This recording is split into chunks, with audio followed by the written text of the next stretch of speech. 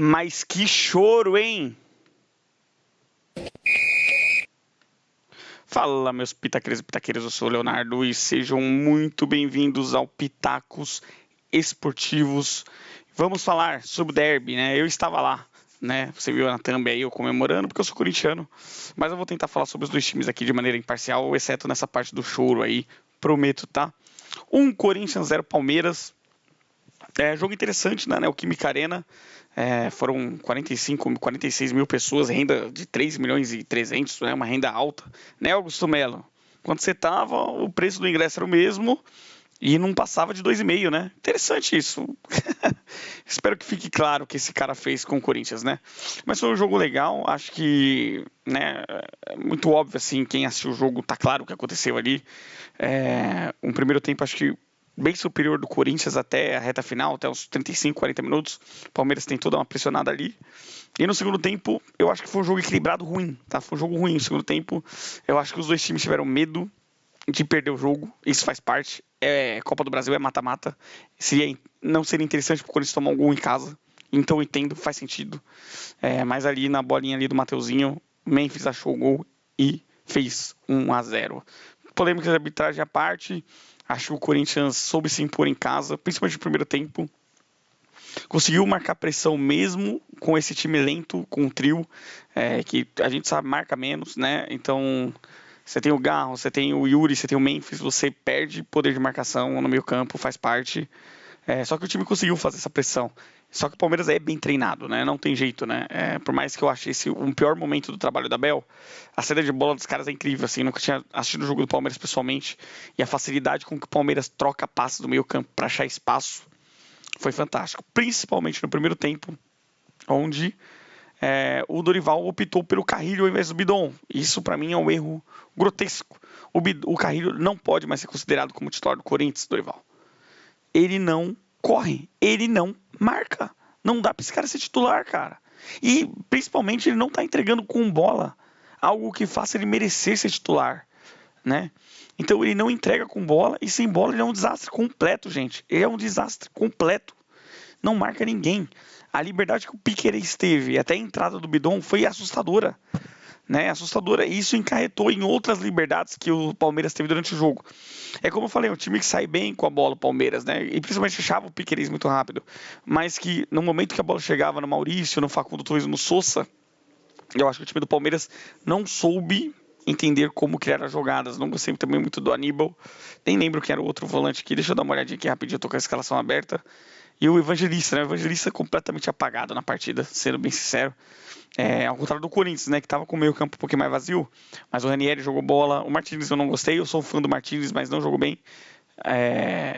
Mas o Ranieri jogou bola e eu acho que o Garro e o Yuri, mesmo num dia ruim, tiveram sua importância. Eles disputam muito. Isso ajuda muito o Corinthians.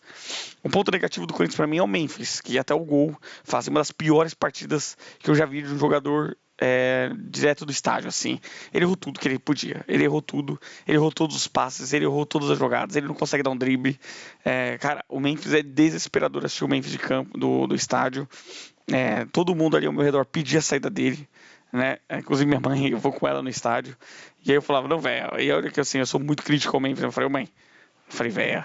Ô, mãe, não dá pra tirar o Memphis, porque ele pode fazer o gol decisivo. E eu não gosto dele. Em alguns momentos ali, depois eu falei, pode tirar, velho. Tirar porque ele não tá fazendo nada.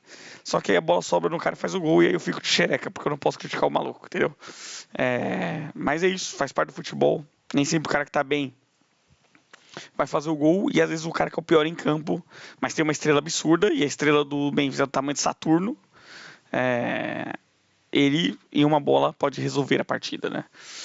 Então, acho que foi um jogo equilibrado novamente, né? O número de posse parecida, número de chute a gols parecido. A grande diferença, desarmes e faltas. Isso decide jogo desse nível, velho. Quem desarma mais ganha jogo. E o Corinthians competiu muito ontem.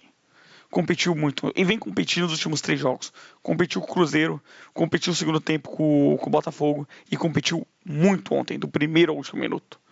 Né? E o Palmeiras competiu, mas não foi do mesmo nível, né? É o que eu falei, na hora que chegava a bola ali, os caras não sabiam o que fazer.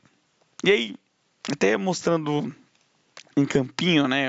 Algumas coisas que aconteceram aqui, para explicar melhor por que eu não gostei da partida do Carrilho, por exemplo.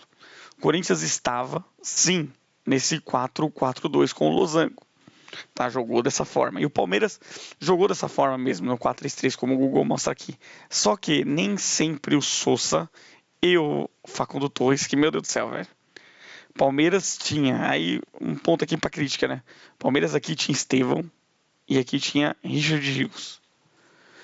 Essas duas substituições por Facundo Torres e Lucas Evangelista são muito piores. São muito piores, gente.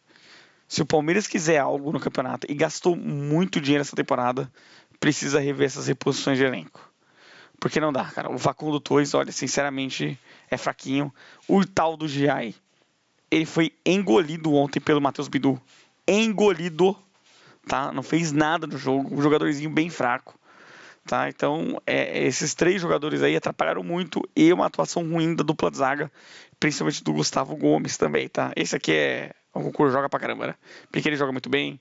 O Moreno jogou bem ontem e eu acho que o Vitor Roque jogou muito bem ontem, mas foi bem anulado por André Ramalho e Gustavo Henrique. Pra mim, talvez fizeram a melhor partida deles juntos com a camisa do Corinthians. Assim, foi assustador o que o Gustavo Henrique jogou ontem, gente.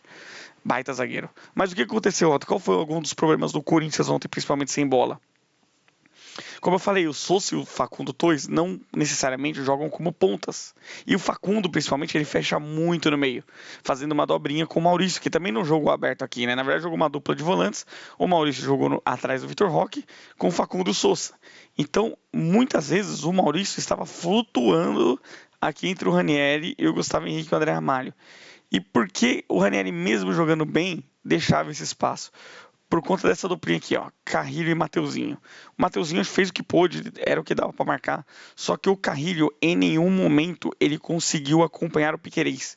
Então, o Sousa não ia muito para o meio o tempo inteiro, porque ele sabia que se ele ficasse aqui na ponta, o Abel sabia disso, e o Piquerez viesse, o Carrilho não acompanharia e ficaria uma situação de 2 contra 1.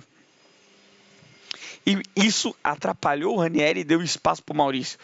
Porque o Ranieri, ao ver que o Carrilho não estava recompondo, ele tentava fazer essa dobra de marcação aqui na direita para ajudar o Mateuzinho e deixava um buraco no meio campo, que era onde o Maurício infiltrava e trabalhava nas costas. E o próprio Vitor Roque, como ele não estava conseguindo fazer as jogadas com o André Ramalho e o Gustavo Henrique, ele também precisava recuar para iniciar a jogada. E é o que eu falei, do lado direito, do lado esquerdo do Corinthians ficou mais claro como ficou bem trabalhado, até porque o Martínez ajuda mais, né, apesar de não ter feito uma boa partida ontem, mas o Bidu, né, quando o Facundo Torres fechava, o Bidu batia de frente com o Giai e ganhava todas. O Bidu não deixou o Giai jogar, e quando o Facundo caiu por lá, ele também não deixou o Facundo jogar. Só que quando o Facundo caiu por dentro, o Martínez estava na sobra dele, perfeito, como tem que ser.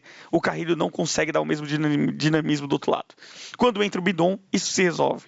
Porque o Bidon fica do lado direito, marca o Piquerez desaparece do jogo e o Ranieri consegue ficar mais no meio e deu uma anulada no Maurício. Aí foi o momento que, para mim, nessas alterações, o Palmeiras perde o domínio, né? E aí quando o Abel tira o Vitor Roque, que eu nem reparei que ele tinha feito essa alteração, na hora que eu vi o Flaco tava em campo, assim, tava uma bagunça na hora do gol do Memphis. Sabe como é? Estádio é complicado, né?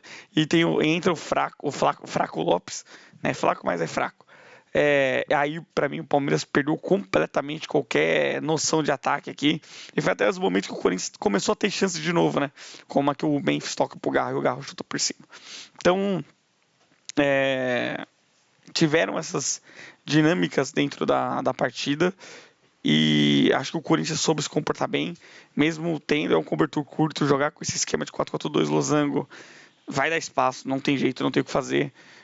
Mas calhou de o Corinthians estar num dia muito inspirado defensivamente, de intensidade. O Corinthians marcou demais, jogou demais, com o Palmeiras que sabe sair jogando muito bem, mas que não estava tendo a dinâmica criativa que precisava ter para a partida. Aí vem, vamos lá, o choro, né? Pô, o PVC fez um vídeo hoje no UOL, gente, que me desculpa, né? Falar que o Corinthians não mereceu vitória, que merecer porque teve 50% de posse de bola para cada lado, porque teve 10 chutes a gol para cada lado. Pelo amor de Deus, PVC. Futebol não é tênis, futebol não é basquete, futebol não é handball.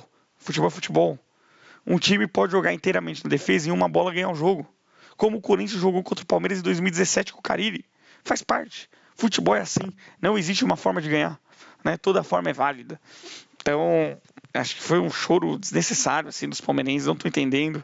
O lance do pênalti indiscutível, foi pênalti, Gustavo Gomes dá uma solada. Talvez poderia ser, até ficou barato o amarelo, tá? Ah, mas dentro da área não tem punição dupla, mas para mim não há disputa de bola, é uma ação muito desproporcional ali do Gustavo Gomes. Eu não sei se não seria para expulsão, tá? E o impedimento, sinceramente, gente, vamos reclamar da tecnologia e não do lance. Porque eu acho que o VAR, e se vocês assistirem o vídeo do VAR aí que tá no Twitter e tudo mais, desculpa, não tem como falar que não foi impedido, tá ligado? Acho que tudo, o processo, o protocolo foi feito de maneira correta. Acho que fica para discussão a inclusão ou não do semiautomático.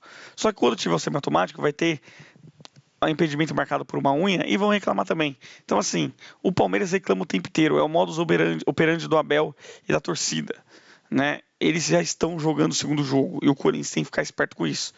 Porque é bizarro. O Abel abandona a coletiva. Aí os caras estão chorando o tempo inteiro. E não jogaram bola. O Hugo não fez uma defesa no jogo. O único lance de perigo dos caras foi uma cabeçada lá do André Ramalho para fora. Né? O Palmeiras não ofereceu nenhum risco. O Corinthians ofereceu. A cabeçada com o Ranieri sozinho, primeiro lance do jogo. O pênalti que o Yuri perdeu. O Yuri perdeu um gol que nem tá aparecendo nos melhores momentos aí. Mas se ele chuta de primeira, era gol. Um passe do Garro fantástico.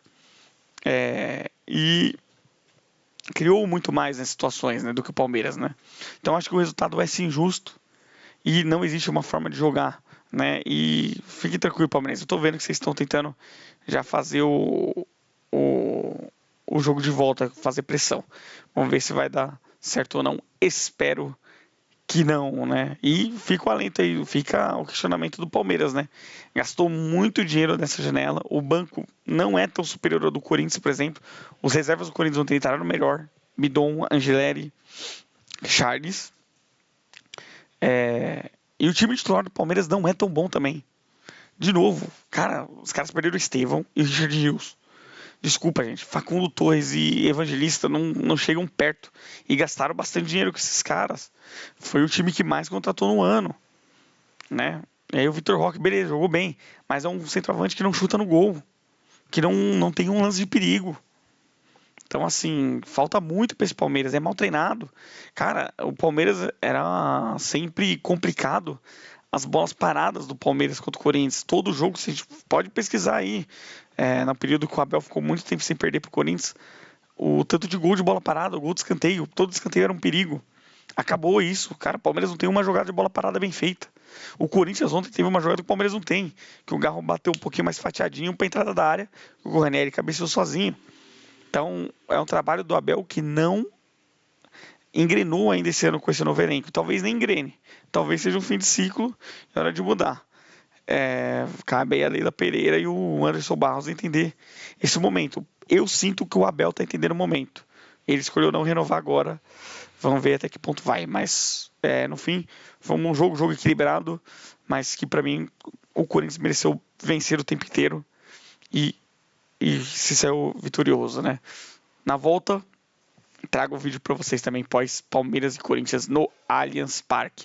Hoje também deve sair vídeo sobre São Paulo e Atlético Paranaense, Atlético Mineiro e Flamengo, assim que o jogo do Flamengo e do Atlético acabar, tá? Eu trago em um vídeo só. Perfeito? Um grande abraço, valeu, falou e até mais.